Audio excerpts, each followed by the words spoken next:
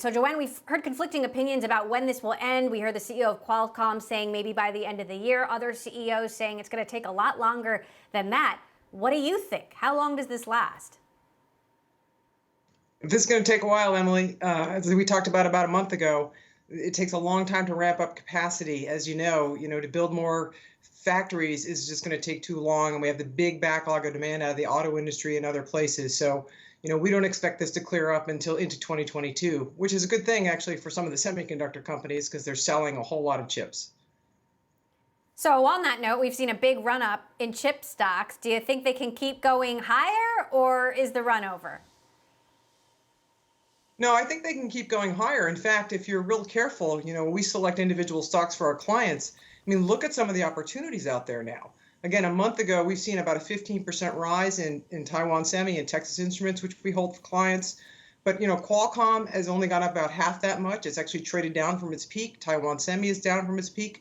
There are good opportunities for investors to get into some of these stocks that have a really long tailwind because of all this pent-up demand and the new construction that's coming in the future. So good opportunities out there right now. So you've said Intel's manufacturing has really fallen off. They've been doubling down. What are the chances they get back to that leadership position? Who do they then take share from? What does it mean for an AMD? Well, I think as Pat Gelsinger has correctly pointed out, Intel definitely has some work to do to bring their manufacturing up to speed, up to the leading edge. And they recognize that. It's going to take them, though, a number of years to do it.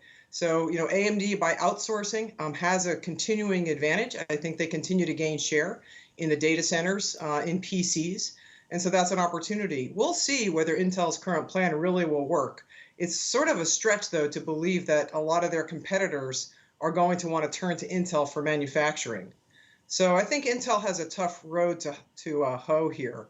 And I wouldn't be looking at Intel as one of the places where it would be best to invest in the semiconductor space at this point. Texas Instruments, NXPI, I think is a great opportunity. We've owned it for a long time for clients. And as I said, Taiwan Semi and Qualcomm, whose CEO you had on a bit earlier, also has a very good road ahead of them in terms of growth.